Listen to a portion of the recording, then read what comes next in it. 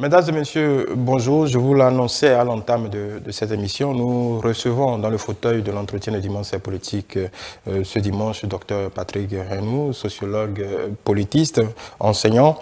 Nous allons faire le tour avec lui de l'actualité politique de la semaine et en tout cas l'actualité qui cristallise quelque peu l'attention de tout le monde. Et peut-être que nous allons commencer par parler de cette désignation du chef de file de l'opposition. Mais avant, je vais dire bonjour à mon invité. Bonjour, Dr Patrice. Bonjour, monsieur le journaliste. Merci d'avoir dégagé du temps pour nous. C'est moi. Voilà. Alors, je le disais tantôt, nous allons peut-être commencer par la désignation du nouveau chef de file de l'opposition. Déjà, que vous inspire cette désignation, au-delà de l'aspect formel, au-delà de ce que la loi dit? Merci. Vous savez que nous avons clamé haut et fort depuis maintenant plusieurs décennies que le Bénin a choisi la voie démocratique. Et suite aux problèmes qu'on a connus par le passé, et donc c'est de longues luttes que le processus démocratique, ce qu'on pourrait appeler la transition démocratique, a été ouverte finalement au Bénin. Et aujourd'hui, on est en droit même de parler d'une espèce de consolidation démocratique. Cela dit, qui parle de consolidation démocratique, déjà de la transition démocratique, fait appel à l'existence de deux pôles politiques pouvant animer la vie politique et la vie démocratique. Il s'agit donc d'un côté de la mouvance et de l'autre de l'opposition.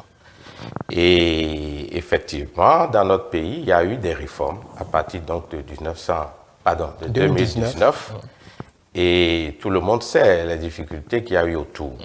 Nous n'allons pas remuer le couteau dans la plaie, mais cela étant, il était question, de par la réforme, d'en arriver à choisir un chef de file de l'opposition à l'issue des consultations électorales.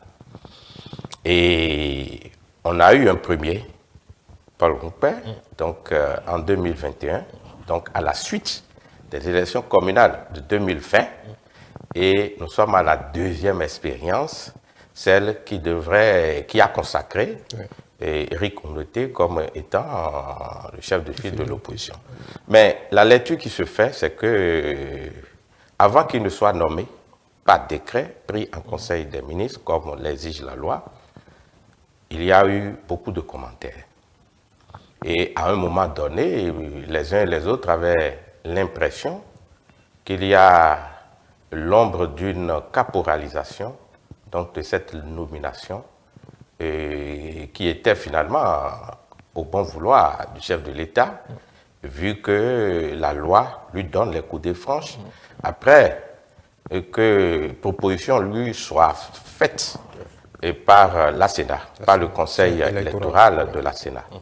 Et ça a traîné un peu parce que quand même les élections législatives ont permis une certaine représentativité, une représentativité certaine du parti de l'opposition. Et à l'heure où nous parlons, c'est un seul parti, donc les démocrates. Et il était de bon ton que le chef de l'État prenne ce décret-là et permette à l'opposition d'entrer en fonction. Parce que, vous savez, si l'opposition n'est pas consacrée comme telle, il y a des dispositions qui sont prévues auxquelles devrait satisfaire, n'est-ce pas, le chef de file de l'opposition, qui a un rôle aussi à jouer dans l'animation de la vie politique. Et on reviendra peut-être, si vous le permettez, sur les enjeux de cette fonction de chef de file de l'opposition qui doit être amenée à apporter une parole dissonante par rapport à la parole gouvernementale. Et comme cela a traîné, les commentaires ont été agités dans tous les sens et heureusement, à la fin, le chef de file, à l'issue donc de la rencontre qu'a sollicité Éric Ndoye, à la suite donc de l'audience qu'a sollicité Éric Ndoye, le chef de l'État a daigné quand même prendre ce décret en Conseil des ministres, un décret qui consacre sa nomination. Cela voudra dire quand même qu'il y a une reconnaissance frappante donc de l'opposition, du statut de l'opposition, comme l'exige la loi.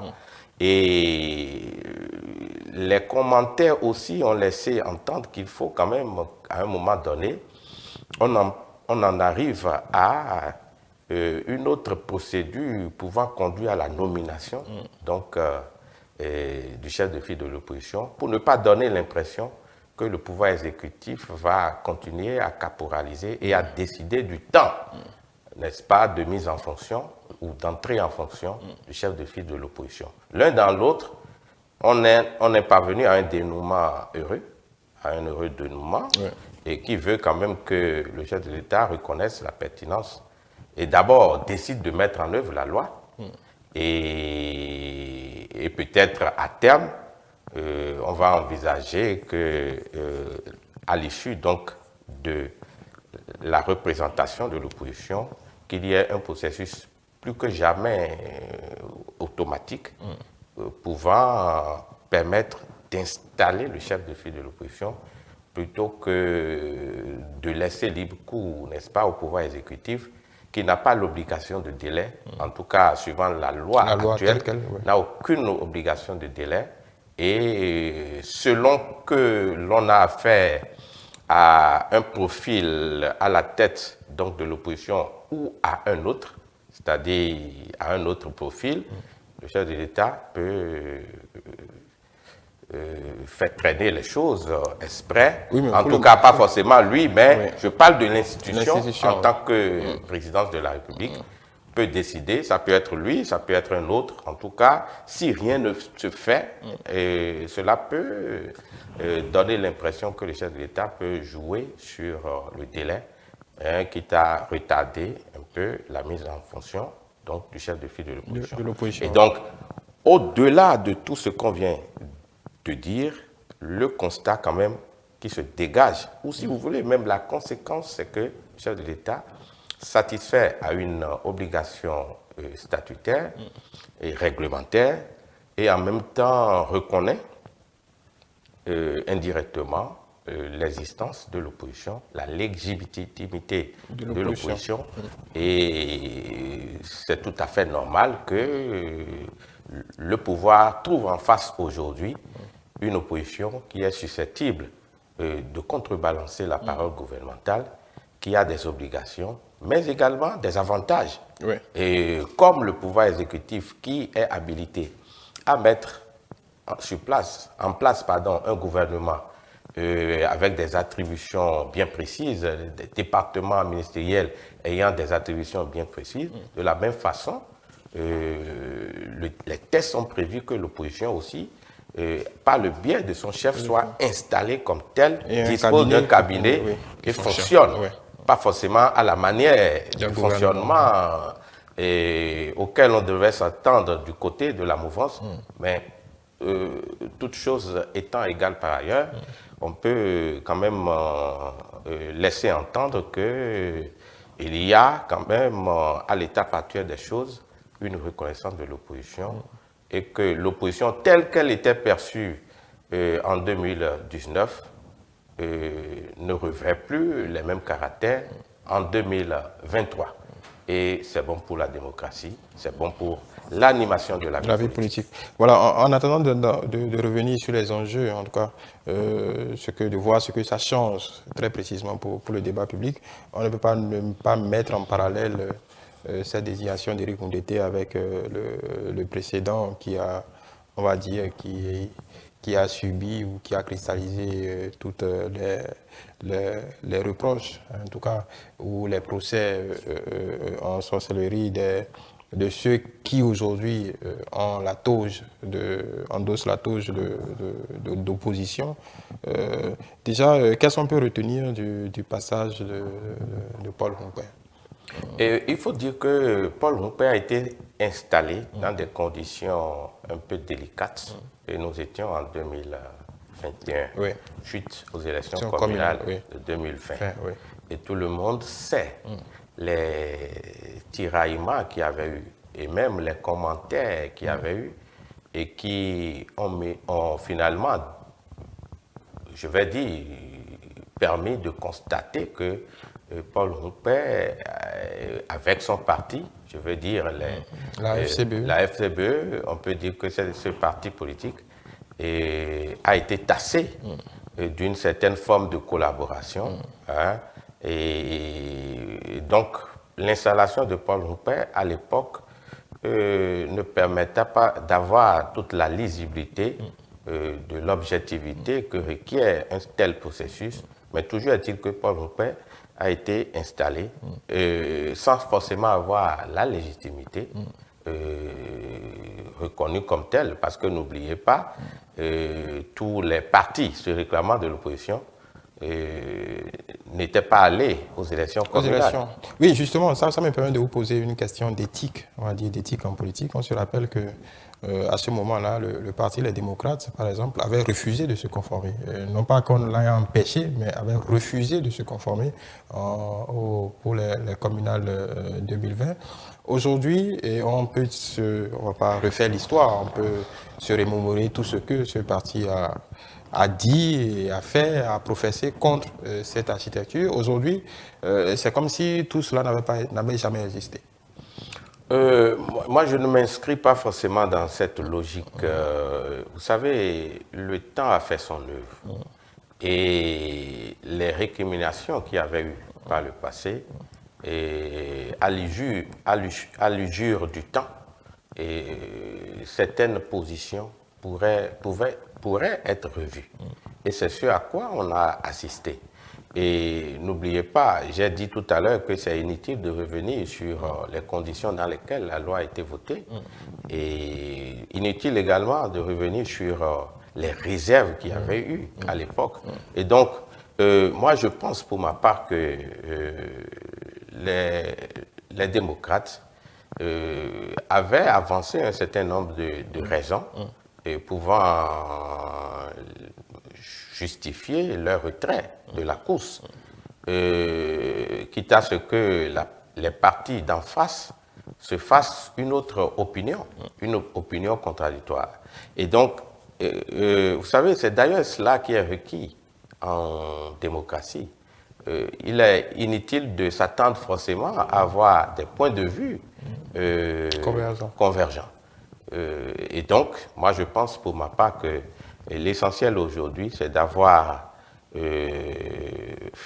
fait un travail. Hein, et le pouvoir aussi, certainement, a fait un travail et qui a amené ceux qui avaient peur hier d'avoir confiance en eux-mêmes et d'engager, n'est-ce pas, un dialogue politique. Et vous savez, il y a aussi l'opinion internationale. Il y a plusieurs facteurs qui ont milité en faveur de ce que nous avons aujourd'hui. C'est ça le plus important. Mais si vous voyez très bien le chef de file de l'opposition d'alors, Paul Roupet, sa légitimité était dans une certaine mesure écorchée. Et l'acceptation de sa personne comme incarnant l'opposition n'était pas une évidence. Et chemin faisant, vous avez constaté, Paul Roupet, au nom donc, du parti qu'il représentait, n'était pas souvent monté au créneau et pour contrebalancer et critiquer les positions, les options du gouvernement. Et donc, il est resté, excusez-moi, dans une certaine léthargie. Et cette léthargie a été observée par tous les acteurs, par tous les citoyens électeurs. Et c'est vers la fin du processus, et là on était en 2022, c'est pratiquement vers la fin, qu'on a observé quelques sorties sporadiques de Paul Roupet. En tout cas, il n'était pas dans une posture, à mon sens, susceptible d'animer, de représenter une opposition, et par le biais donc de ses propositions, par le biais de sa capacité d'analyse de l'actualité politique, par le biais de la formulation de propositions alternatives. Et donc, on peut dire quand même que le mandat en tant que chef de Paul Roumpé, en tant que chef de file de l'opposition, n'a pas été un mandat visible, un mandat qui puisse contribuer au débat démocratique. Et la dernière fois où la plupart donc, de certains ténors, je vais dire certains ténors donc, de son parti, avaient vu d'un mauvais œil le fait que le chef de l'État n'ait pas accordé les avantages qui vont avec une audience formelle, n'est-ce pas, à Paul Roumpé. Et j'ai eu à dire déjà sur d'autres chaînes que le chef de l'État est le seul à savoir pourquoi il n'a pas accordé cette audience. Vous savez, lorsque vous avez un interlocuteur en face, et s'il est un interlocuteur politique, il doit redoubler d'ardeur pour forcer une certaine admiration du point de vue du poids politique que l'intéressé représente. En tout cas, on ne va pas forcément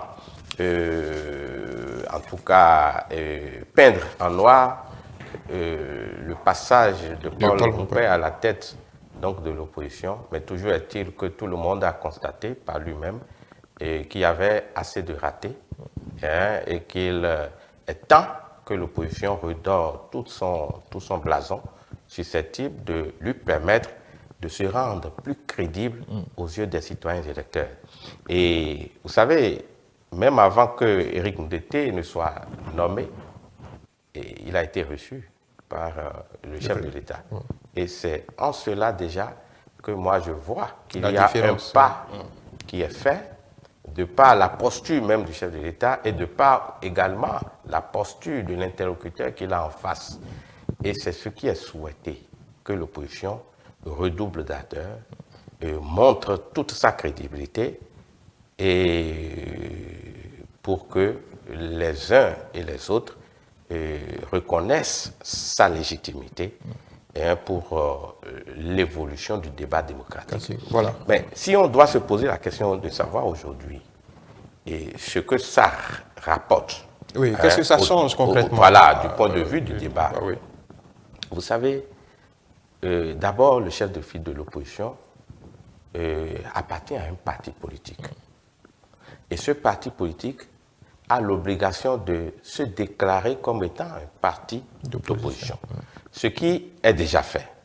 Deuxièmement, c'est un parti qui a une base, qui devrait contribuer à l'évolution de la société par ses prises de position. Donc, en réalité, le chef de file de l'opposition donne écho, n'est-ce pas, aux positions prises par le parti concerné et en principe par les autres partis de l'opposition. Parce qu'il est le porte-parole, en réalité, des préoccupations émanant de l'ensemble des partis politiques et se réclamant de l'opposition. Et troisièmement, on peut quand même dire qu'il évolue, ce parti politique ou les partis de l'opposition dont il est le porte-parole évoluent dans un cadre réglementaire. Et à chaque fois que le besoin se fait sentir, le chef de file de l'opposition doit se prononcer sur l'actualité et sur les options faites par le gouvernement. Et à l'occasion, n'est-ce pas, des consultations électorales, il se doit de proposer une alternative. Parce que c'est en proposant une alternative et en travaillant pour qu'émerge cette alternative qu'il peut espérer, n'est-ce pas, réaliser l'alternance au sommet de l'État ou à d'autres échelons de la chaîne démocratique d'exercice du pouvoir d'État. Parce qu'on peut se retrouver à l'échelle nationale comme on peut se retrouver à l'échelon local. Si on prend les élections communales, on est à l'échelon local. Lorsqu'on prend l'élection présidentielle, on est à l'échelle nationale. Et quand on prend maintenant les élections législatives, on est également à l'échelle nationale parce que les élus sont les représentants de toute la nation, sont des représentants de la nation béninoise. Et donc, vous voyez très bien que de par cette posture, le chef de file de l'opposition bénéficie également, puisqu'il doit fonctionner, il bénéficie également des avantages matériels et financiers. Ah oui, il faut un budget, il faut un certain nombre de choses pour que cette institution, parce que cela revient à dire que le statut de l'opposition vise à faire du chef de file de l'opposition une institution régalienne également de l'État. Et donc, il bénéficie par ce biais des avantages matériels et financiers et doit céder également aux médias publics. Oui.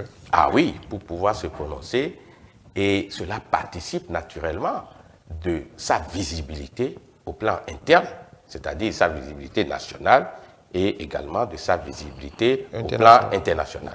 Voilà ce que je peux dire rapidement pour montrer la contribution qui est attendue d'un chef de file de l'opposition. On n'est pas chef de file de l'opposition pour aller dormir. En tout cas, aujourd'hui, les citoyens ont pris rendez-vous avec l'histoire et veulent voir si les démocrates, je veux dire, si Éric Koundété plus précisément, pourra être à hauteur, pourra jouer efficacement son rôle et combler les attentes, puisque c'est de cela qu'il s'agit. S'il ne comble pas les attentes, cela va rejaillir naturellement sur la santé de son parti politique et par ricochet sur le tissu que constitue, le tissu politique que constituent les pouvoirs politiques se réclamant, pardon, les partis politiques se réclamant de l'opposition. Voilà. Vous parliez tout à l'heure d'alternatives, en tout cas, la démocratie nous offre quand même un théâtre de contradictoires. Il faut que les idées, en tout cas chacun, affiche clairement sa position. On a tous en mémoire le procès en collusion qu'a subi Paul Hongpin, mais en démocratie, même dans notre système, est-ce qu'on peut souhaiter également qu'au-delà de la posture de l'opposition systématique, qu'il y ait des convergences à certains moments donnés entre le chef de file de l'opposition et le premier pouvoir, en tout cas le pouvoir exécutif? Pourquoi voulez-vous forcément qu'il y ait des convergences? Non, je demande s'il peut y arriver, parce que à chaque fois quand on parle d'opposition, ou du moins concrètement, est-ce que le chef de file de l'opposition doit s'opposer sur tout et pour tout? Vous savez, l'animation de la vie démocratique demande qu'il y ait vraiment une lisibilité de ce que fait chacun. Et vous ne pouvez pas attendre d'un parti de l'opposition qui se comporte de la même façon qu'un parti se réclamant de la mouvance présidentielle. Oui. C'est deux choses différentes, c'est deux trajectoires différentes. Et d'ailleurs, pourquoi? On le dit parce que, même en considérant l'Assemblée nationale, lorsqu'il y a une trop grande représentativité, une représentativité écrasante des partis soutenant l'action du gouvernement à l'Assemblée nationale, cela pose déjà un problème. Oui. Et c'est en cela qu'on parle donc du fait majoritaire, pour parler un peu technique. Le fait majoritaire, c'est-à-dire une forte représentation des partis et de la mouvance au sein de l'Assemblée nationale. Cela apporte un bémol au contrôle de l'action gouvernementale. Et n'oubliez jamais, l'Assemblée nationale a deux rôles majeurs. Donc, le vote des lois et le contrôle de l'action gouvernementale. Comment voulez-vous que le contrôle de l'action gouvernementale se fasse suivant les règles de l'art si tous ceux qui devraient faire ce contrôle parlent le même langage? Non, je ne demande pas, qu'on se comprenne bien, non, je ne demande pas que que l'opposition et la mouvance parlent le même langage, loin de moi cette idée, mais je dis, comme ça peut arriver dans les grandes démocraties, que parfois, autour de quelques sujets d'importance nationale, que l'exécutif et l'opposition parlent de la même voix. Est-ce que, oui, sans qu'on accuse ceux de l'opposition de collusion, comme chez nous apparemment, et peut-être que vous allez répondre à cette question ici, aussi, dans nos démocraties, hein, pas seulement au Bénin, peut-être, on va dire, dans le pourtour ouest africain ou africain simplement, on ne conçoit de démocratie que quand on est dans un rapport manichéen, c'est-à-dire que l'opposition est forcément contre tout ce que le pouvoir fait et vice-versa. Ce n'est que, peut-être que je me trompe, à la limite, ce n'est que comme ça qu'on évalue. Je comprends votre préoccupation, effectivement. Il est de bon ton que sur le plan de, je vais dire, de l'honnêteté intellectuelle, soit dit en passant, et les partis de l'opposition puissent arriver à comprendre le gouvernement sur un certain nombre de chantiers. Mais au même moment, ce qui est visé, c'est l'intérêt supérieur de la nation. Ouais. Ça suppose que même les partis d'opposition qui arrivent à avoir cette reconnaissance-là ont l'obligation, en principe, de chercher à aller plus loin. Vous savez, ce n'est pas pour rien qu'on parle de la concurrence politique. On parle de la concurrence politique parce qu'on veut optimiser, n'est-ce pas, le gain que les citoyens devraient tirer du fonctionnement d'un État. Cela suppose que face à des consultations électorales, qu'on ait plusieurs sons de cloche. Et le citoyen électeur va voir, analyser et va chercher à savoir laquelle des options lui permet le plus d'avoir satisfaction et permet le plus au gouvernement ou à celui qui va être installé d'apporter une solution à la demande sociale et donc l'optimisation. Rien que sur ce chantier, il est de bon ton que même les partis d'opposition arrivent à affiner même leurs réflexions, cherchent même à aller plus loin que là où le pouvoir exécutif conduit le peuple. C'est de bonne guerre. C'est de bonne guerre parce que, comme je l'ai dit tout à l'heure, le gain doit être optimisé pour la nation, pour les citoyens. Et rien qu'en s'inscrivant dans cette logique, il est attendu que, face même à des solutions toutes trouvées, que l'opposition rivalise d'intelligence, cherche à aller plus loin et propose, parce que nul n'a finalement la science infuse. Et lorsqu'on est dans l'autre camp, on doit être plus motivé. Je veux dire, lorsqu'on est dans l'opposition, en réalité, on doit être plus motivé. On doit plus réfléchir, parce qu'on n'est pas dans le feu de l'action. Et donc, on doit réfléchir, on doit chercher plus à satisfaire. Et ce désir de satisfaire la nation devrait amener, n'est-ce pas, les partis d'opposition face à des enjeux majeurs, bien qu'en comprenant, n'est-ce pas, les options du gouvernement, cherchent à aller plus loin, expriment leur désir d'aller plus loin en mettant le curseur sur d'autres alternatives. Et c'est le plus important pour la vitalité, pour l'évolution, pour le progrès social. Voilà. Nous allons passer à un autre point. Nous allons parler maintenant de l'exécutif, du gouvernement plus précisément, et de ce, on va dire, de ce qu'on peut appeler, même si ce n'est pas acté officiellement, il n'y a pas d'actes qui viennent sanctionner, on va dire, on va mettre au conditionnel ce supposé limogeage du ministre des Affaires étrangères. Ce n'est pas le premier fait, les autres ont été actés. On est dans un, on va dire, dans un cycle depuis que le président de la République a dit publiquement être satisfait de son gouvernement. Comment est-ce que ce fait d'armes, en tout cas, cet événement vous a surpris? Je vous dirais que oui, j'ai été un peu surpris parce que n'oubliez pas, je ne suis pas dans l'économie des choses, je ne suis pas dans le secret des dieux, mais j'ai été surpris surtout parce que le ministre des Affaires étrangères fait partie du précaré quand même, du chef de l'État. Et donc, cela a surpris plus d'un que le chef de l'État décide de s'en séparer. De s'en séparer, de se séparer de ce compagnon de lutte.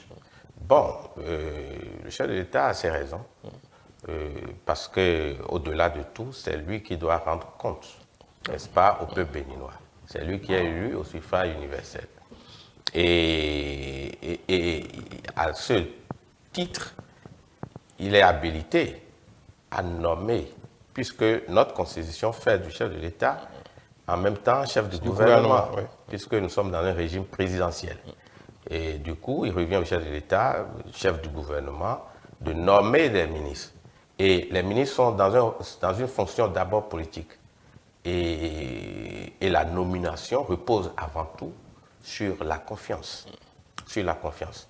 Il y a la qualité, la compétence, il y a la valeur intrinsèque de l'individu, mais il y a d'abord et avant tout la confiance.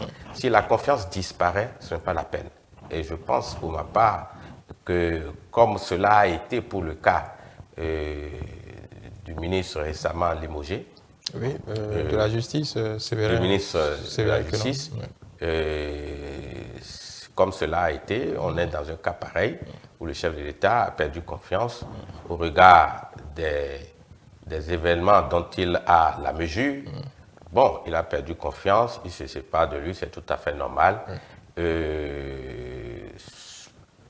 Sauf qu'il aurait fallu que l'on ait connaissance, n'est-ce pas, à défaut des raisons, que l'on ait un acte vraiment réglementaire pouvant acter, n'est-ce pas, le limogeage. Oui, est-ce que c'est réaliste d'avoir un acte? Si on se réfère à ce qui s'est passé dernièrement, ensuite on a eu un acte d'un mini-remaniement. Donc, à la limite, aujourd'hui, si on doit parler légalement, on ne peut pas arguer du fait que le ministre Séverin Quenome ait été limogé. À la limite, conformément à l'acte, on peut dire qu'il a été remplacé. Oui, peu importe la forme, peu importe la forme, encore qu'il aurait fallu qu'on ait quelques bribes d'informations, ne serait-ce que pour être édifié sur les raisons éventuelles.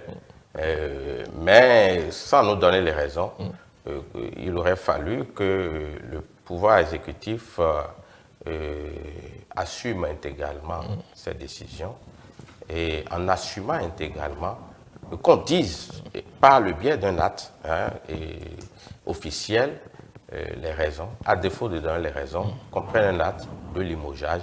C'est aussi ça, la lisibilité de la gouvernance qui est attendue donc, du chef de l'État.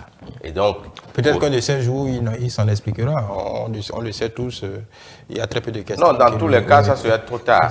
Ça serait trop tard. Vous savez, la lisibilité de la gouvernance veut que certains faits majeurs soient hâtés.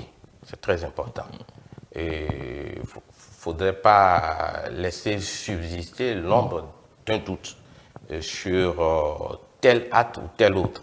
Et je pense pour ma part que même s'il faut avoir un autre remaniement, que le chef de l'État passe par ce biais, si c'est cela qui l'intéresse, si c'est cette voie qui lui paraît plausible, pourquoi pas. En tout cas, les citoyens ont l'obligation de savoir qu'à la tête d'un gouvernement, il y a tel et tel qui sont chargés de conduire les destinées de tel ou tel département ministériel. C'est très important. Voilà. Nous avons, en tout cas les citoyens, sont dans leur droit de savoir ce qui se passe. Ah oui, puisque les départements ministériels, à terme, constituent le bras, je vais dire, les bras opérationnels, n'est-ce pas, de l'action politique. Et donc, c'est tout à fait normal que l'on en arrive à une certaine lisibilité en ce qui concerne la position que tel ou tel occupe n'est-ce pas, à la tête d'un département ministériel. Donc, pour vous, tous qui nous suivez, on va prendre les précautions d'usage.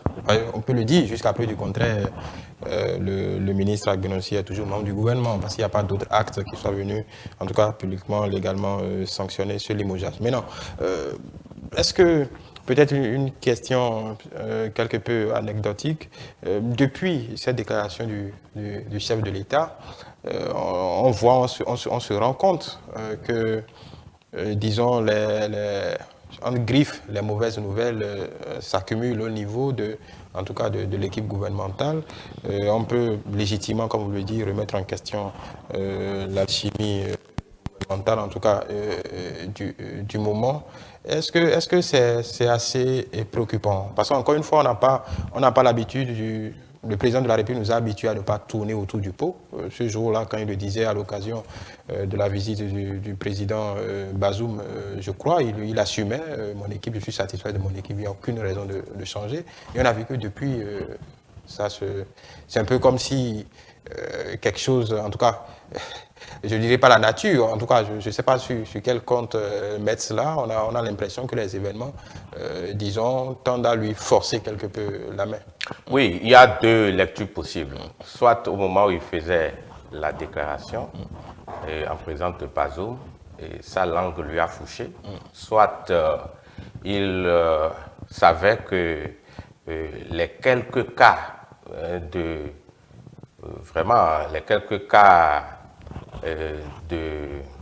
vais dire, de déroute ne permettent pas de juger en défaveur donc, de toute l'équipe. Je pense pour ma part que c'est beaucoup plus cette piste-là qui est à explorer. Il estime que, bon, il y a quelques ratés, mais cela ne l'empêche pas d'en arriver à la conclusion qu'il a une équipe assez soudée, une équipe dynamique. Bon, on le lui concède, mais à regarder de très près les actes qui ont suivi, on peut se dire que, bon, peut-être qu'il y aura d'autres cas encore, et on peut se dire que, bon, il a rassuré, il a tenté de rassurer, mais par la suite, on constate que, bon, il y a quand même quelques cas qui méritent d'être remis en cause. Mais cela dit, il faut avouer que entre le moment de déclaration et les actes qui ont certainement motivé la décision de désaveu du chef de l'État, il y a quand même un temps donné. Et que les faits dont il se rend compte pour prendre sa décision peuvent ne pas être cernés au moment où il faisait la déclaration. Et donc, l'un dans l'autre, on ne peut pas lui faire le procès d'avoir dégommé tel ou tel ministre. J'ai déjà dit tout à l'heure que c'est lui qui a le contrôle de la situation et il a la latitude de nommer qui il veut pour peu que celui qui est nommé ou celle qui est nommée réponde à un certain nombre de critères, dont le critère basé sur la confiance. Lorsque le capital de confiance arrive à dégringoler de son piédestal, il est de bon ton que le chef de l'État trouve une autre voie, celle qui consiste à dégommer, à limoger ou à remplacer ou à assurer le retrait, n'est-ce pas, de tel ministre ou de tel autre. Voilà. Je pense pour ma part qu'il est dans ses droits. Mais il est dans ses droits et il faut quand même reconnaître que pendant plusieurs années, il n'a pas revu l'équipe gouvernementale. Tout ce qui arrive même maintenant ne me surprend pas parce qu'il y a l'effet du jus aussi. Hein. Il y a certains ministres qui sont restés en poste pendant 7 ans. Et donc, il y a aussi l'UJU. Et à l'UJU, le chef de l'État est habilité à découvrir des failles. Mais il a le mérite d'avoir permis à ses ministres de jouer la carte de longévité, la carte de longévité à la tête de leur département ministériel. Une certaine stabilité de l'action gouvernementale. Ah oui, cela répond à une logique. Il faut assurer la continuité et la stabilité. Et il a fait l'option d'aller dans ce sens. Il a apporté la preuve qu'il peut rester dans ce sens, quand bien même il y a quelques cas dont il doit s'auto-saisir ou dont il s'est auto-saisi, n'est-ce pas, et pour permettre à l'équipe gouvernementale d'être toujours en harmonie avec elle-même et pour atteindre les objectifs qu'il a clamés en 2021. Oui, le 23 mai. Le 23 mai 2021. Et donc, je pense pour ma part que l'essentiel aujourd'hui, c'est d'avoir une équipe soudée, une équipe susceptible de mettre en œuvre les politiques publiques dans tous les domaines de la vie sociale pour qu'en 2026, les citoyens électeurs et les citoyens de façon générale aient le sentiment que la mission entamée a été conduite à son terme. Et c'est le plus important. Je ne veux pas dire que tout est rose, non, loin de là. Je veux dire que si le chef de l'État veut encore sauver quelque chose par le biais donc, de son équipe, il a encore des années, quelques années, 3 ans encore environ, et pour avoir une équipe susceptible de l'aider à atteindre les résultats qu'il a bien voulu atteindre. C'est de ça qu'il s'agit. En tout cas, d'avoir le sentiment qu'il est en position d'atteindre ses objectifs. Oui. À lui. À lui. Du coup, dans ce contexte, est-ce qu'il peut le président de la République peut se prémunir d'un vrai remaniement pour cette fois? C'est à lui de voir, au regard donc de ce que j'ai avancé tout à l'heure et qui peut être une piste possible, c'est-à-dire l'usure. Mais c'est à lui de voir. Moi, je ne suis pas président de la République, je ne suis pas chef de gouvernement. Effectivement. Mais c'est à lui de voir. Même si on le souhaite. C'est à lui de voir, au regard des hommes et femmes qu'il a à sa disposition, et pour l'aider à atteindre ses objectifs, c'est à lui de voir si tous ceux-là, n'est-ce pas, sont dans la plénitude de leurs responsabilités et ont la détermination nécessaire pour l'aider à atteindre ces résultats-là. S'il estime que, bon, sur le nombre que les ministres sont actuellement, il y en a qui n'arrivent pas ou qui ont des casseroles, bon, je ne sais pas, ou qui, pour une raison ou une autre, ne pourront pas l'aider à atteindre son objectif, mieux vaut maintenant se débarrasser de ceux-là pour avoir la conscience tranquille. Voilà. Non, mais dans l'idée même de cette stabilité que le président cultive, je pose la question dans le sens où, en tout cas, ceux dont on parle, qui sont sortis du gouvernement et en prenant en compte le cas Agbenossi, ne sont pas des moindres, c'est des postes très très importants. Est-ce que du coup, on va dire, pour l'alchimie même, au-delà même de la compétence des uns et des autres, pour un nouvel élan, parce qu'on peut dire qu'à la faveur de ces sorties, qu'il y a peut-être, on va dire, des trous faits dans l'armature gouvernementale, peut-être que pour redonner, comme vous le dites, pour les 3 prochaines années, peut-être redonner de l'allant à cet esprit-là, peut-être faire un remaniement de fond en comble, même si, comme vous le dites, on en convient, c'est lui qui décide au final. Ah oui, il lui revient de juger de la pertinence d'une telle opération. Dans tous les cas, les citoyens s'attendent à avoir une équipe soudée, une équipe qui apporte des réponses à leurs préoccupations. Et comme je l'ai dit, c'est le chef de l'État qui peut apprécier la situation pour voir si tous ceux qui ont été installés méritent sa confiance, méritent encore d'amorcer le triennal, je veux dire, les 3 années qui viennent là, comme cela se doit. S'il estime qu'il y en a et qui ont des faiblesses majeures, il y en a qui ne peuvent plus tenir la route. S'il estime, autant profiter en même temps et faire un remaniement digne du nom pour que l'on ait une équipe assez stable pour nous conduire jusqu'en 2026. Même si ces personnalités ne sont pas des, on va dire, des leaders politiques prépondérants, quelles peuvent être les incidences politiques pour le président de la République et son gouvernement, en tout cas son camp, de ces faits, on va dire, de griffes malheureux? Oui, vous savez, aucun départ, quelles que soient les conditions, aucun départ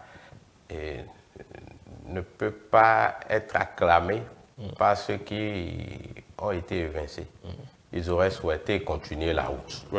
Hein? Et vous savez, tout le monde n'est pas dans la disposition d'esprit nécessaire pour comprendre les formes de sanctions qui peuvent être expérimentées à un moment ou à un autre. La mauvaise conscience chez certains peut faire que, bien qu'ils aient reconnu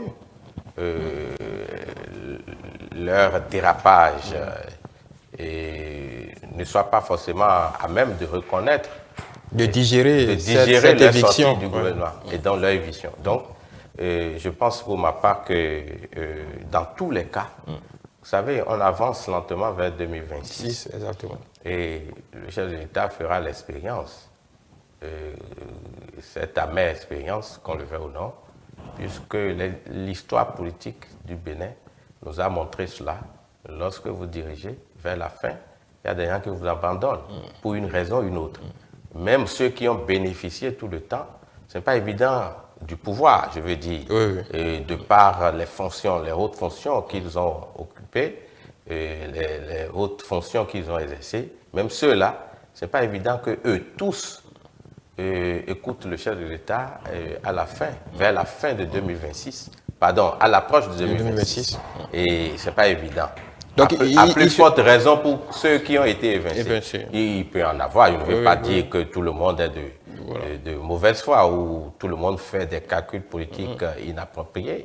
Il y en a pour qui l'éthique politique reste quand même une boussole et qui, quel que soit le cas de figure, seront prêts à suivre les orientations du chef de l'État à la veille de 2026. Comme il y en aura, et c'est là le plus grand nombre, il y en aura, donc, qui vont chercher à se positionner, n'est-ce pas? Pour l'après. Pour l'après-talon. Bon, c'est l'histoire politique de notre pays qui est comme ça, l'histoire politique de notre pays depuis des années, hein, avec tout ce qu'on a déploré, les infidélités politiques, avec la transhumance politique, avec ce que moi-même j'ai théorisé dans un ouvrage publié en France et à Paris, et que j'ai appelé la désalliance politique. Hein, vous voyez, et donc, plus on avance vers 2026, moins il y aura d'engouement dans le camp. Plus le chef de l'État sera de plus en plus seul. Ah oui, ben, je crois qu'il n'est pas ignorant de ce fait. Il sait très bien que d'autres vont faire des calculs qui ne sont pas forcément en adéquation avec les siens. Et donc, l'un dans l'autre, je vais dire, l'union consacrée autour de lui actuellement, cette union va se fissurer, risque de s'effriter, donc au fil des mois, au fil des mois et des ans, parce que vous savez, on a de 2023 à 2026, on a 3 ans, et donc à partir de 2024, 2025, beaucoup de choses vont changer. Mais cela dit, ça dépendra aussi. Si, bon, il a développé, si le chef de l'État a développé un leadership aussi politique susceptible, puisque dans tous les cas, il va partir, en tout cas, selon la Constitution, il va partir, il va se reposer, il va prendre congé donc, des échéances électorales. Mais s'il travaille à constituer toujours une boussole susceptible d'orienter les autres, bon, il peut toujours travailler, avoir peut-être un dauphin. Et s'il arrive à développer des stratégies et un argumentaire convaincant, pourquoi pas, il peut toujours avoir une équipe soudée autour de lui. Il y aura quelques départs, c'est sûr, mais si ce leadership-là est maintenu et est soutenu, je crois, bon, il peut toujours compter Et garder la sur les choix qui vont être faits à partir de 2026. 2026, ouais. Et du coup, certains acteurs politiques, craignant tout au moins la force qu'il va représenter, peuvent Se garderont peuvent rester avec lui et avec, je vais dire, le creuset qu'il aurait constitué jusqu'aux élections, jusqu'à l'élection présidentielle, ou si vous voulez, jusqu'aux élections en général, oui. de Voilà. 2026. Justement, on parle de 2026 déjà, donc mettons le pied dans le plat. Est-ce que là, pour vous, la bataille pour la succession est d'ores et déjà lancée? On voit un peu depuis quelques semaines des appels à susciter telle ou telle candidature, telle personnalité. Est-ce que déjà les dés sont jetés? 2023, vous faisiez le calcul tout à l'heure, 2023 est bien entamé, nous sommes à la moitié de 2023, donc on va dire grosso modo on est à 2 ans, 6 mois. Est-ce que pour vous c'est légitime que cette chasse à l'après Patrice Talon soit ouverte dès maintenant? Comment vous voyez, vous analysez quelque peu ce qui bruisse, les bruissements ici et là? Vous savez, en principe, on ne devrait pas attendre 2026. En principe, les partis qui soutiennent l'action du gouvernement, si les partis devaient fonctionner comme cela se doit, les citoyens devraient déjà avoir une idée, même sans le déclarer, devraient avoir une idée de ceux qui potentiellement peuvent tenter de briguer, n'est-ce pas, cette magistrature, la magistrature suprême. Parce qu'un parti politique prépare à la gestion des affaires publiques.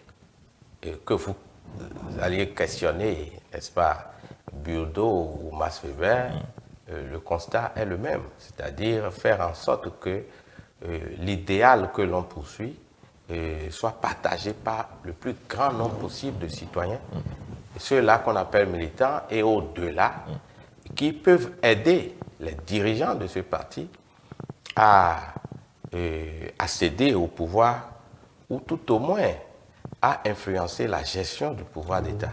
Et pour le cas d'espèce, on est face à la présidentielle de 2026 et donc on devrait avoir la lisibilité un peu dans ce sens-là. C'est pareil pour les partis d'opposition. Un parti d'opposition n'est pas fait pour aller dormir. Un parti d'opposition a l'obligation de travailler à réaliser l'alternance au sommet de l'État et à d'autres paliers d'exercice du pouvoir d'État. Devrait travailler et c'est justement pour cette raison que la démocratie a envisagé le processus par lequel les pouvoirs d'opposition peuvent travailler à éclairer les citoyens et à proposer des alternatives. Et par le biais donc de ces alternatives, c'est, je veux dire, l'intérêt supérieur de la nation qui est visé. Et du coup, on devrait avoir une lisibilité de ceux-là qui potentiellement devraient briguer la magistrature, que l'on soit du côté de la mouvance ou du côté de l'opposition. Mais cela dit, nous avons été habitués dans le contexte béninois à une espèce d'immédiateté, de spontanéité, d'impréparation, et qui finalement constitue les goulots d'étanquement donc de l'animation de la vie politique. Et je voudrais dire quoi concrètement? Je voudrais dire que les candidatures qui sont suscitées, et vous l'avez dit tout à l'heure, ça et là, nous mettent déjà dans, je vais dire, le contexte des compétitions électorales. Et la loi a prévu que les candidatures soient déclarées à un moment donné. Oui. Mais ce qui ne contredit pas ce que j'ai dit tout à l'heure, si les partis étaient bien organisés, sans déclarer, à travers l'animation, tout ça, on aurait senti déjà ceux qui potentiellement peuvent être candidats. Mais en considérant le cas d'espèce, où il y a des candidatures qui sont suscitées ça et là, et je peux dire que cela participe de ce que j'ai théorisé aussi, par ailleurs, dans l'un de mes ouvrages, et que j'ai appelé les aiguiseurs d'appétit politique. Vous savez, rien qu'en pensant capter la rente électorale, il y a des citoyens qui préfèrent aller susciter des candidatures pour espérer jouer les rôles de courtier. Hein? Vous savez, Jean-Pierre Olivier Sadan a parlé de courtier en développement. J'ai théorisé aussi la notion de courtier politique. Et donc, il se positionne comme étant des intermédiaires et qui peuvent servir de courroie de transmission entre ceux-là qu'ils ont identifiés comme étant potentiellement candidats et qui ont des ressources financières et le reste des citoyens électeurs. Donc, ils servent de pont. Oui. Et l'ambition, c'est d'avoir des ressources. Et donc, vous savez, des ressources financières, matérielles et autres avantages. Parce que, n'oubliez pas, quand l'intéressé sera en position, eux aussi, ils vont chercher à avoir des positions de pouvoir. Et donc, l'objectif qui est visé souvent, c'est de capter la rente électorale et de faire miroiter parfois à des citoyens qui n'ont aucune ambition précise, encore moins capacité à gérer les affaires publiques. On suscite leur candidature parce qu'on veut avoir une partie des ressources que l'intéressé peut-être a accumulées et on veut se mettre dans la dynamique, on veut tirer grand parti donc de la redistribution des ressources ou de la richesse accumulée. Vous savez, ce n'est pas nouveau au Bénin. Excusez-moi, je suis obligé, et pour Salins qui a travaillé sur le cas de la Malaisie, en est déjà parvenu à parler donc des big men, qui ont accumulé des ressources et qui profitent pour en redistribuer et dans le but de se positionner, d'avoir des parcelles de pouvoir. Et donc, vous savez, le Bénin nous a habitués à ces genres d'exercices. Et ça a bien commencé comme ça. Je ne voudrais pas dire que tous ceux qui ont été approchés n'ont aucune valeur intrinsèque. Mais je dis la chose de cette façon pour qu'on ait une idée de toutes les interactions qu'il pourrait y avoir et qui nous renvoient à un conditionnement qui peut ne pas être un conditionnement objectif. Et aujourd'hui, tout le monde sait qu'on est à 3 ans de la fin. Et donc, chacun cherche à se positionner. Et que vous soyez... Et la chose est beaucoup plus remarquable du côté de la mouvance présidentielle. Et où vous avez déjà des candidatures qui sont suscitées ça et là pour remplacer le président Talon. Maintenant, bon, si vous me posez la question, moi je voudrais que les jeux se fassent normalement et que les forces qui peuvent être dégagées et qui peuvent fédérer un certain nombre d'acteurs, que ces forces-là fassent leur chemin pour qu'à terme, on ait des candidatures responsables. C'est le plus important, qu'on ait des candidatures responsables, parce que on ne peut pas confier le pays à des... Bon, excusez-moi, on ne peut confier le pays qu'à des gens qui soient capables de gérer. Vous l'aurez constaté, je n'ai pas voulu qualifier. Donc, on ne peut confier le pays qu'à des gens habilités, qui en ont la capacité. Qui en ont la capacité et qui sont habilités à apporter un plus à la visibilité de l'État, à la visibilité du pays, et à développer une diplomatie agressive susceptible de permettre au pays de marquer des points à l'international pour alimenter sa chaîne économique. On ne peut confier le pays qu'à des citoyens ou à des citoyennes. Et la question de genre oblige, est susceptible d'incarner, n'est-ce pas, l'autorité et qui nous permettra d'assurer le progrès social. Et vous savez, aujourd'hui, les questions sont nombreuses. Vous avez l'emploi des jeunes, vous avez l'économie, vous avez l'emploi, vous avez un certain nombre de secteurs, l'éducation. Vous avez plusieurs secteurs qui méritent d'être regardés de plus près et pour espérer et donner plus de chances, n'est-ce pas, au pays. Voilà, vous parliez de l'histoire politique de notre pays. Est-ce que vous voyez, comment vous voyez la pérennité, je ne dirais pas de l'action du chef de l'État, ou du moins de l'appareillage politique du moment? Je veux parler de la mouvance présidentielle. Est-ce que, comme les autres années, ces partis-là survivront aux déchirures que vous décriviez tout à l'heure? Est-ce que ces partis en l'État peuvent subsister aux guerres de positionnement, aux guerres en tout cas à la guerre de succession auquel on est habitué par le passé? Oui, il faut dire déjà que bon, la loi ou la réforme du système partisan nous a amené à avoir d'abord un nombre limité de partis politiques. Ça veut dire que les marges de manœuvre sont un peu limitées. Et cela dit, j'ai annoncé tout à l'heure des cassures. Ça, c'est aussi, cela fait partie de l'ordre normal des choses. Maintenant, est-ce que ces cassures seront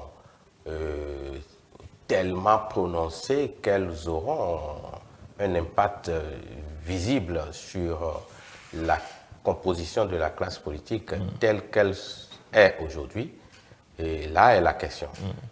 Mais toujours est-il que si vous prenez la mouvance, les partis les plus représentatifs, et vous avez l'Union progressiste, le Renouveau, républicain et l'Union progressiste, le Renouveau. Oui. Et vous savez, rien n'est moins sûr.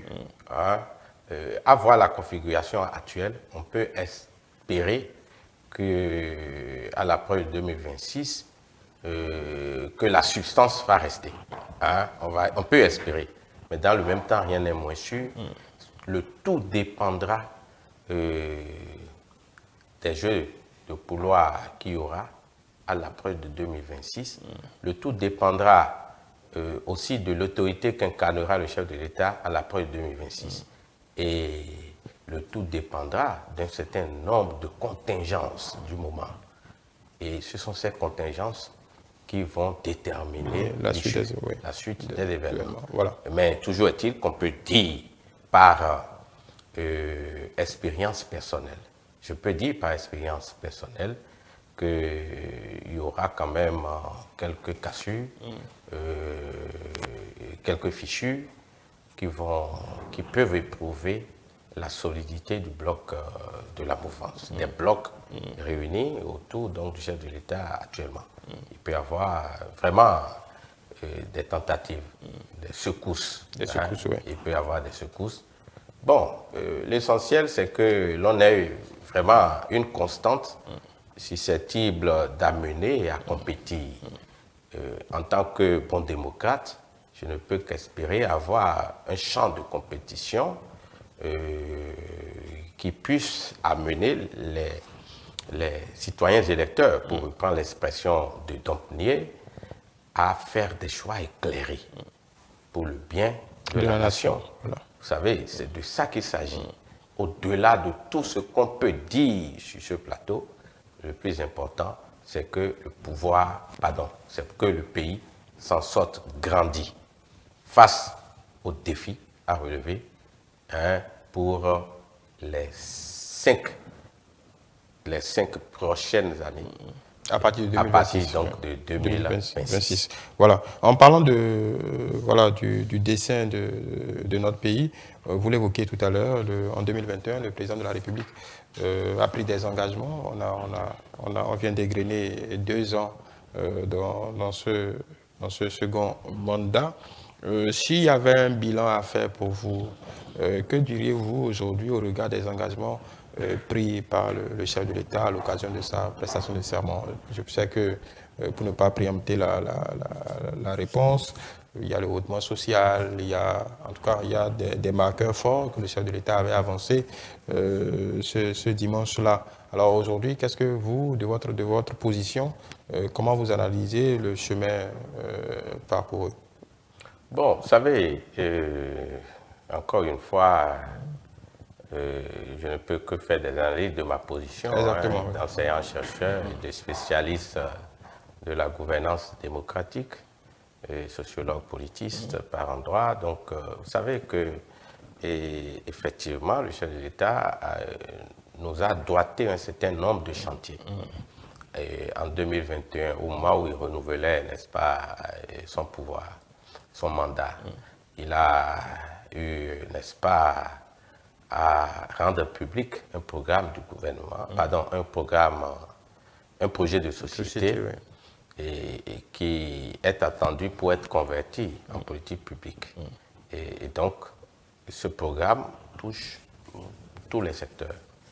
Et donc, au bout de 2 ans, on est en droit de se poser la question si les fruits ont tenu la promesse des fleurs. Bon, au bout de 2 ans, on ne peut pas tout dire, Oui, mais on peut avoir quelques signes avant-coureurs du succès. Si succès, il devrait y en avoir. Et donc, c'est ce qui légitime aujourd'hui la prise de parole par rapport à ces réalisations-là. J'observe, comme tous les Béninois, qu'il y a eu effectivement des chantiers et que le chef de l'État montre que certains projets peuvent être réalisés et dont les fruits peuvent être conservés dans la durée. Bon, dans le même temps, il y a quelques reproches qui sont faits à la gouvernance, notamment du point de vue social. Vous savez, le niveau de vie aujourd'hui, le panier de la ménagère ne permet pas forcément de faire face, n'est-ce pas, à toutes les sollicitations. Et le pouvoir vous répondra que nous sommes dans un contexte international et qu'il y a la guerre en Ukraine, qu'il y a ceci ou cela. Il y a eu des appuis, il y a eu la revalorisation salariale, il y a eu la lutte pour juguler l'inflation. C'est pour dire quand même que le gouvernement fait des efforts, mais est-ce que ces efforts sont aujourd'hui suffisants? Peuvent être compris donc de la grande masse, c'est là que se situe le débat. Et j'ai laissé entendre tout à l'heure que si vous prenez bien des secteurs, vous vous rendez compte qu'il y a des efforts qui sont faits, mais dans le même temps, le citoyen n'a toujours pas l'impression qu'il est en position d'avoir satisfaction. Mais le chef de l'État a dit, en 2026, lui, il veut que le peuple le porte en triomphe.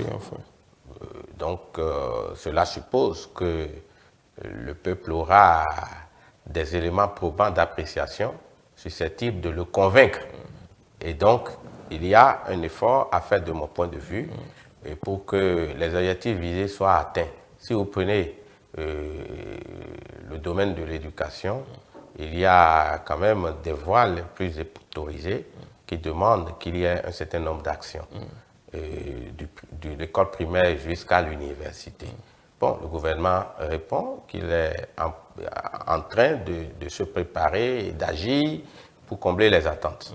Bon, si vous prenez l'énergie, vous savez que, je ne sais pas si on va qualifier ça de dépistage, de délestage, pardon, si on va qualifier ça de délestage, mais il y a quelques coupures intempestives qui empêchent de jouir de toute l'énergie disponible. Bon, on verra bien si le gouvernement va mettre les bouchées doubles à ce niveau. Quel que soit le secteur que vous allez prendre aujourd'hui, il y a bien évidemment des actions, mais le constat est que les citoyens ne sont pas totalement satisfaits. C'est vrai, on nous dira également que nous venons de loin et qu'il y a tellement de défis à relever dans le pays que tout ce que l'on fait aujourd'hui peut être considéré comme une goutte d'eau dans la mer. L'un dans l'autre, les citoyens sont en position d'attendre. Puisque, n'oubliez jamais, il y a deux voies par lesquelles un pouvoir peut être légitimé. Le chef de l'État a la légitimité par le biais donc de l'élection. Et à ce niveau, il a à la fois la légitimité et la légalité. Mais la deuxième voie, c'est celle-là qui permet de savoir que la légitimité peut être conservée par le biais de l'action publique, c'est-à-dire par le biais de la mise en œuvre des politiques publiques. Est-ce que sur ce chantier précis, sa légitimité, elle est totale? D'aucuns répondront oui.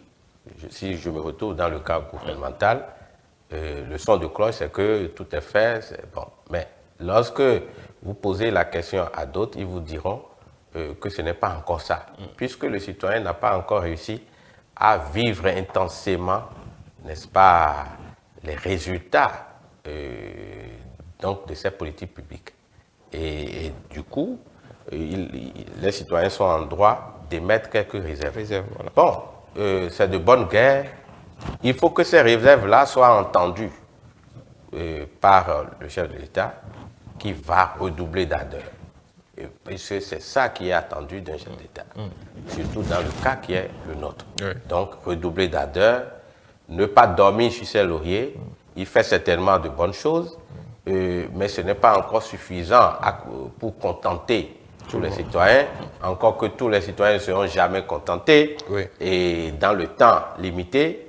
Et donc, vous voyez, c'est tout un débat, mais il lui revient de donner le meilleur de lui-même pour espérer être porté en triomphe comme lui-même l'a annoncé il y a quelques années. Voilà.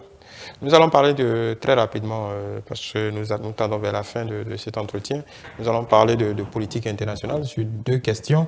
L'élection du président du grand voisin de l'Est, le président Tinubu, qui a pris fonction il y a quelques jours en début de semaine. Qu'est-ce que ça peut offrir au Bénin comme fenêtre d'opportunité, selon vous? Est-ce que ça permet de réinitialiser nos relations avec le Nigeria? Bon, vous savez, le Nigeria, c'est le grand voisin, et donc nous avons intérêt, le Bénin a intérêt à avoir de très bonnes relations avec le Nigeria. Et déjà, le chef de l'État a participé, n'est-ce pas, à la cérémonie de prise de fonction, donc du président nigérian. Et cela augure déjà d'une bonne relation entre les deux pays. Mais il faut aller plus loin pour que son arrivée donc apporte quelque chose au Bénin. Mais vous savez, le Nigeria reste le Nigeria, le Bénin. Bon, le Nigeria ne peut pas faire le bonheur forcément du Bénin, mais il faut développer une collaboration. Et c'est en cela que le chef de l'État, en décidant de revoir déjà la carte diplomatique, justement, cela augure d'un avenir certainement meilleur. Parce que moi, j'avais déjà, par le biais de mes interventions, remis en cause un certain nombre d'options que le gouvernement avait faites par le passé, en fermant certaines ambassades. Et aujourd'hui, il y a nécessité de revoir la carte diplomatique. Vous savez, la diplomatie compte beaucoup dans l'évolution d'un État. Et c'est avec bonheur que j'ai appris récemment qu'il y aura une orientation. L'orientation sera économique. Ah oui, que veut le peuple? L'orientation, si elle est économique, elle apportera un plus. Mais dans le même temps, il faut faire en sorte qu'on développe une diplomatie assez offensive.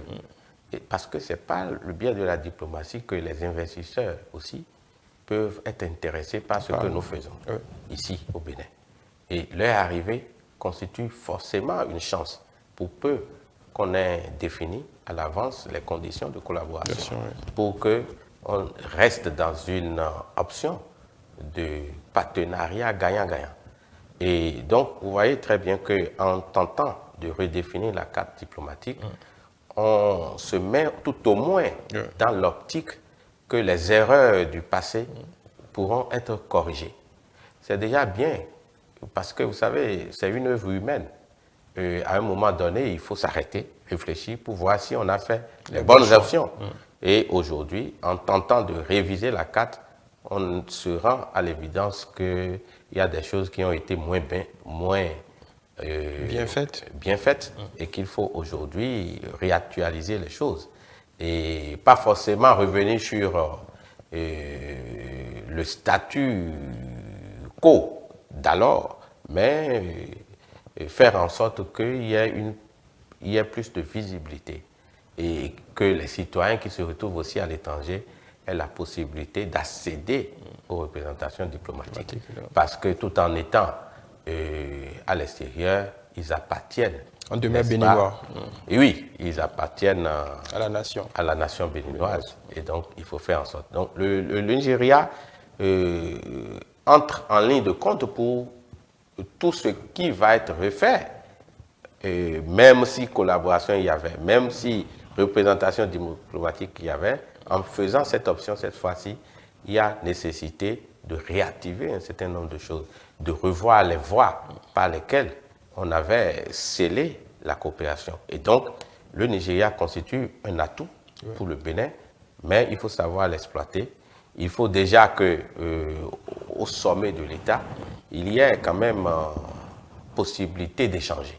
Et la sortie du chef de l'État de la dernière fois, bon, pour avoir participé à la paix de service donc, du président nigérian, augure certainement déjà d'une certaine reconnaissance de part et d'autre, et donc de la possibilité que les deux États puissent collaborer plus efficacement pour le bonheur de leurs citoyens. Voilà. C'est le plus important.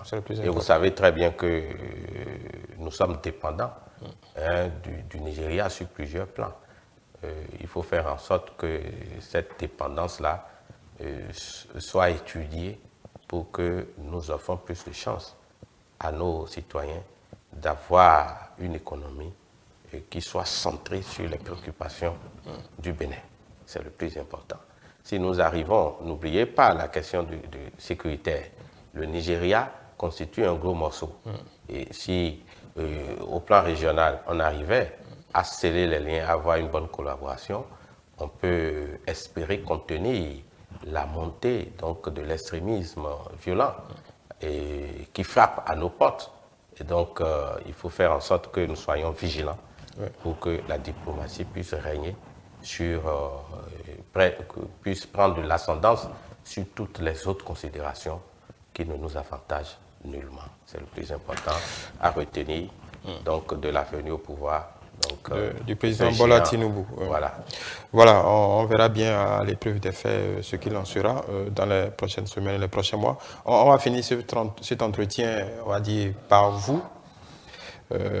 Vous êtes fraîchement récipiendaire des Oscars de l'artisanat, de l'innovation et de la recherche. On va dire nos félicitations. Merci beaucoup. Alors, dites-nous la portée de cette distinction, en tout cas sur le champ de la recherche, parce que dans notre pays, évidemment, depuis 2016, il y a le curseur, en tout cas, qui est clairement affiché. Il y a une même politique de l'innovation qui a été implémentée récemment.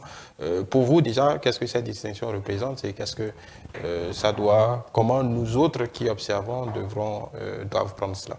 Bon, c'est d'abord une satisfaction, la reconnaissance donc d'un mérite. Et aussi en même temps, cela représente un encouragement à aller plus loin. Et vous savez, Allofer fait chaque année, organise chaque année une cérémonie de distinction honorifique. Nous sommes à la 12e édition, en 2023, là, on est à la 12e édition. Et c'est une occasion pour distinguer ceux-là qui se sont fait remarquer dans leur domaine respectif. Et vous savez, ce sont les Oscars de l'artisanat, de l'innovation et de la recherche.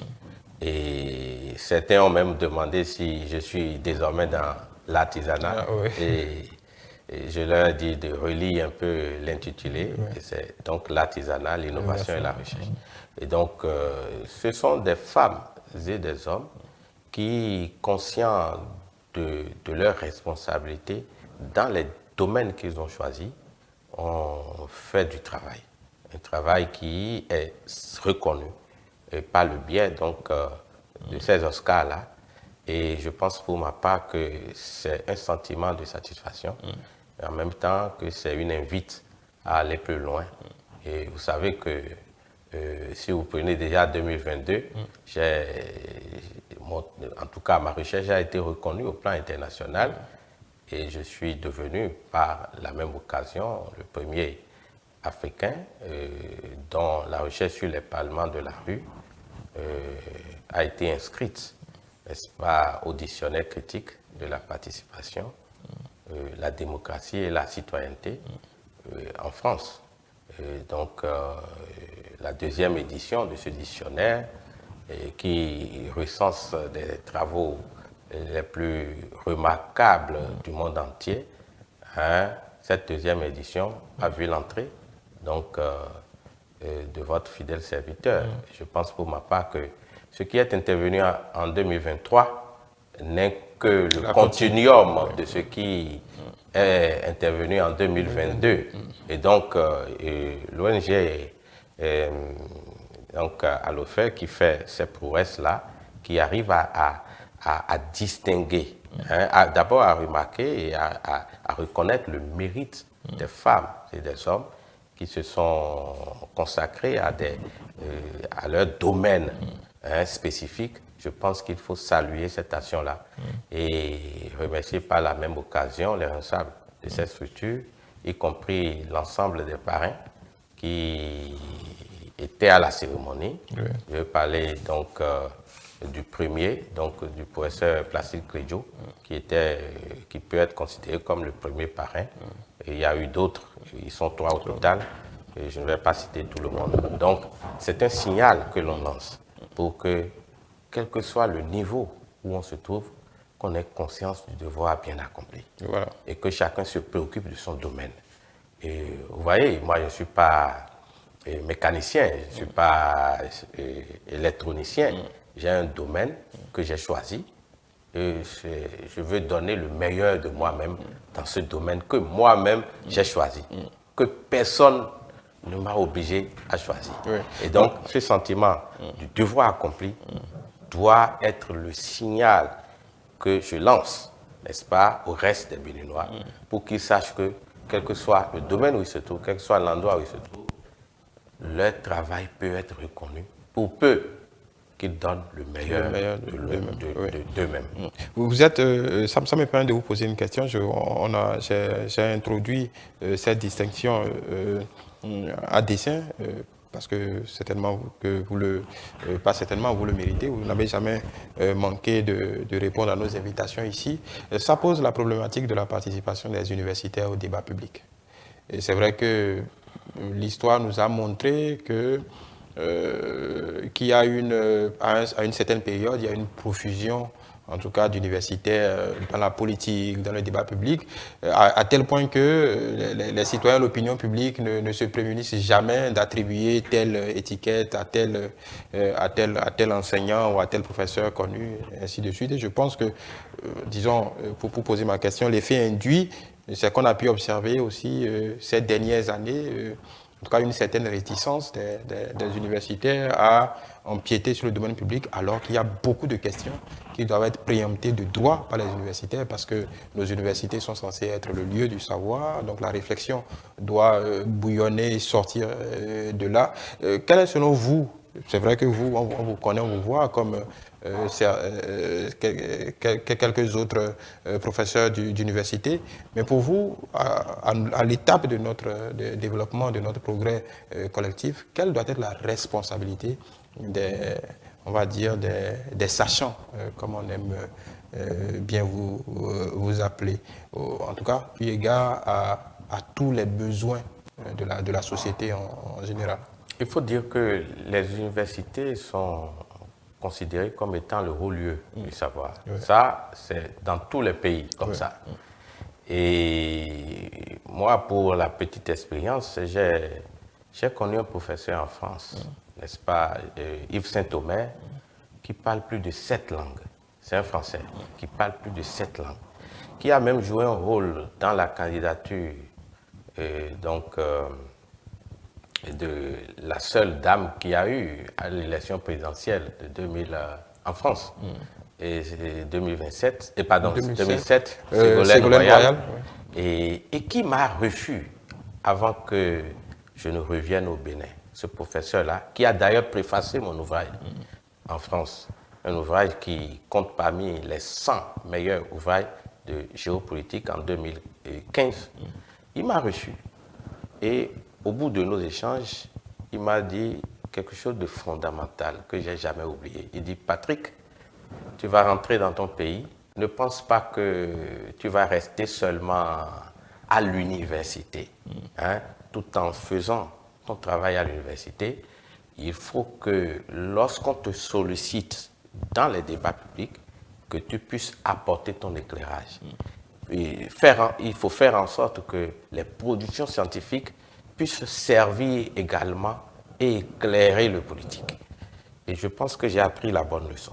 Et deuxièmement, je voudrais dire que ce n'est pas facile, ce n'est pas sans coup férir, parce que lorsque le scientifique prend la parole, il examine, il analyse, et il peut écorcher. Parce que sa logique n'est pas la logique du gouvernement, encore moins celle des politiques en général, des hommes politiques en général. Sa logique, elle est scientifique. Il développe un argumentaire qui a des ressorts scientifiques. Et ce n'est pas toujours vu d'un bon œil. Et donc, il y en a qui sont réticents et qui, prétestant de ce fait-là, ne répondent pas favorablement aux sollicitations. Troisième niveau d'intervention, il faut faire en sorte que tout ce qui se fait à l'université ait un écho et qu'on ait vraiment une passerelle entre les mémoires qui sont soutenus, les thèses de doctorat qui sont soutenues et la mise en œuvre des politiques publiques de l'autre côté. Et on a toujours considéré qu'on est dans deux mondes différents, n'est-ce pas, et que les autres doivent rester là-bas et laisser libre cours aux hommes politiques vraiment de faire ce qu'ils veulent. Non, il faut aider le politique par le biais donc de l'éclairage. Mais il faut faire en sorte que les hommes politiques aussi aient un œil beaucoup plus bienveillant envers les autres. Il ne faut pas qu'ils pensent que les critiques qui sont formulées sont de nature à diaboliser ce qu'ils font. Non, on doit pouvoir se donner la main pour construire la République. Et je pense pour ma part que les milieux universitaires doivent travailler beaucoup plus à créer ce climat de confiance, tout comme devraient le faire les hommes politiques, et pour que nous puissions nous donner la main et faire avancer l'État. C'est le plus important, se voyez. Et les considérations liées aux recherches devraient servir. Parfois, on a l'impression que l'on s'attend à avoir une certaine immédiateté. Non, ce n'est pas comme ça que se construit ou que se construisent la recherche. Et la recherche et tout ce qui va avec. Et donc, il faut se donner un temps de lecture. De lecture, je ne parle pas de la lecture d'un ouvrage, non, un temps susceptible de réaliser l'osmose entre les deux mondes. Et en tout cas, c'est ce à quoi nous devons nous atteler à faire. Voilà. Merci, professeur Dr Patrick Henou, sociologue politiste. Je prends les précautions parce que professeur, ça correspond à un grade donné. Je vous le souhaite. Vous n'êtes pas. Tout à fait. Vous n'êtes pas. Je ne suis pas si encore loin. professeur. Vous n'êtes pas encore professeur, mais bon, on espère le célébrer d'ici là. Voilà. Merci pour ces échanges. Merci de nous avoir accordé du temps. On espère vous retrouver très bientôt pour d'autres analyses. Merci beaucoup. C'est moi qui vous remercie. Merci à vous qui nous avez suivis. Je vous donne rendez-vous dans quelques minutes pour le duel de dimanche. C'est politique.